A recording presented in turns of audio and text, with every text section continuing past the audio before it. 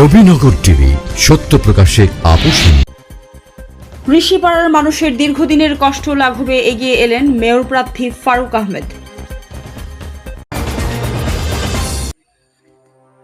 ব্রাহ্মণবাড়িয়া নবীনগর পৌরসভার ৮ নম্বর ওয়ার্ডের ভোলাচং ঋষিপাড়ার মানুষের দীর্ঘদিনের দুর্ভোগ লাঘবে উদ্যোগ নিয়েছেন উপজেলা স্বেচ্ছাসেবক দলের আহ্বায়ক ও আসন্ন পৌরসভা নির্বাচনে মেয়র পদপ্রার্থী ফারুক আহমেদ।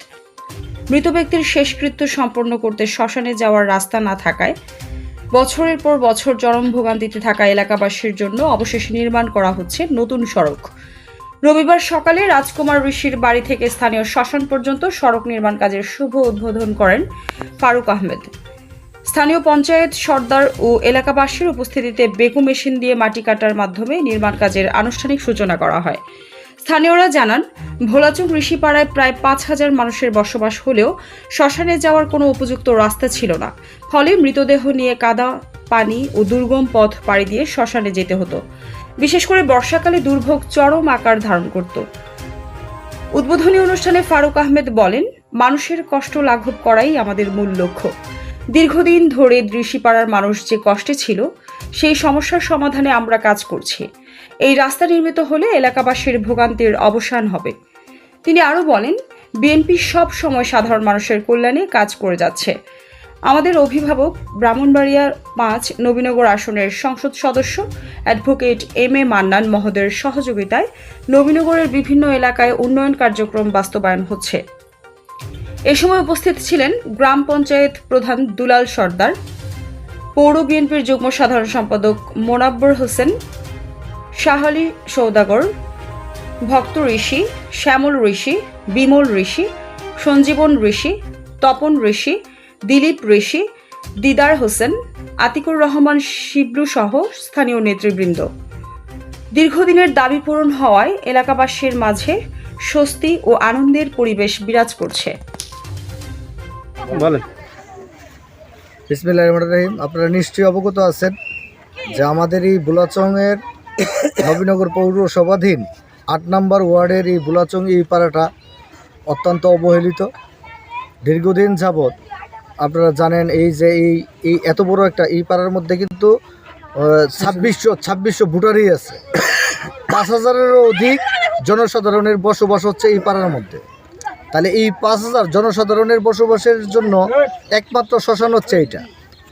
এই শ্মশান ঘাটে এই লাশ মানুষ মৃত্যুর পরে যে সদগা করতে যে এই শ্মশানে নিয়ে যায়, শ্মশানে নিয়ে যাওয়ার মতো কোনো রাস্তা নেই। শ্মশানে নিয়ে যে লাশ পুড়বে এরকম এখানে কোনো চুলা ছিল না।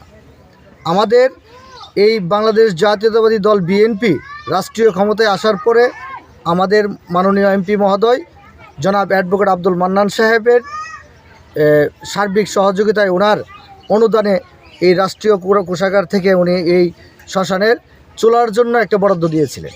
এই চুলাটা কিন্তু আমরা করে দিয়েছি, তাই না? বিএনপির আমলে এই চুলার অনুদানটা দেওয়া হয়েছে। আমাদের অ্যাডভোকেট আব্দুল মান্নান সাহেব এমপি হওয়ার পরে এই চুলার ব্যবস্থা করা হয়েছে। পরবর্তীতে আপনারা যখন সবাই করছেন যে এখানে লাশ নিয়ে যাওয়ার মতো এই শ্মশানের ব্যবস্থা নেই, আজকের এই রাস্তাটার জন্য আমাদের মাননীয় সংসদ সদস্য, নবীনগরের মাটি ও মানুষের নেতা, নবীনগরের অত্যন্ত সজ্জন ব্যক্তি জননেতা অ্যাডভোকেট আব্দুল মান্নান সাহেব এই রাস্তার জন্য আপনাদেরকে বরাদ্দ দিয়েছেন। বাকি যেটা থাকবে মানে এই বরাদ্দ তো আর এই এত বড় রাস্তার কাজটা শেষ হবে না।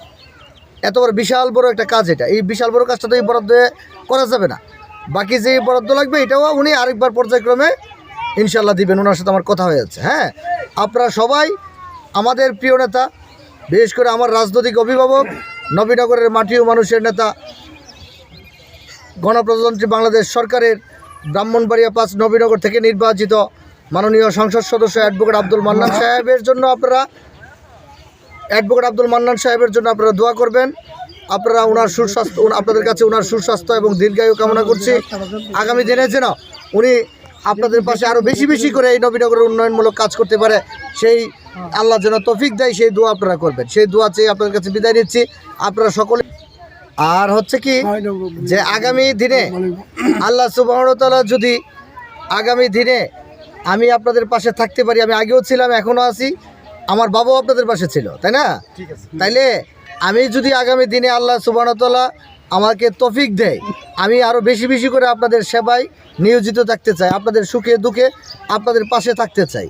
আমি কোনো বড় নেতা না আপনাদের, আমি অনেকেরই কিন্তু এখানে ভাই ভাতিজা, এটা আমার বাড়ি, এটা আমার ঘর, তাই না? আমার এটা কিন্তু এই পাড়া এই মহল্লা, এটা কিন্তু আমার বাড়ি আমার ঘর। তো অতএব আমি আপনাদের পরিবারের সন্তান, আমি আপনাদের পরিবারের সন্তান হয়ে থাকতে চাই, আমি কোনো বড় নেতা হয়ে থাকতে চাই না। আল্লাহ যদি আমাকে বড় কোনো জায়গায় নেনও, আপনারা যদি সহযোগিতা করেন, আপনাদের সহযোগিতার মাধ্যমে যদি আল্লাহ আমাকে বড় কোনো জায়গায় নেয়ও, তারপরেও কিন্তু আমি আপনাদের সন্তান হিসেবে থাকতে চাই, মৃত্যুর আগ পর্যন্ত আপনাদের সাথে মিলেমিশে থাকতে চাই। আল্লাহ যেন সেই তৌফিক দেয়, সেই দোয়া করবেন। আল্লাহ হাফেজ।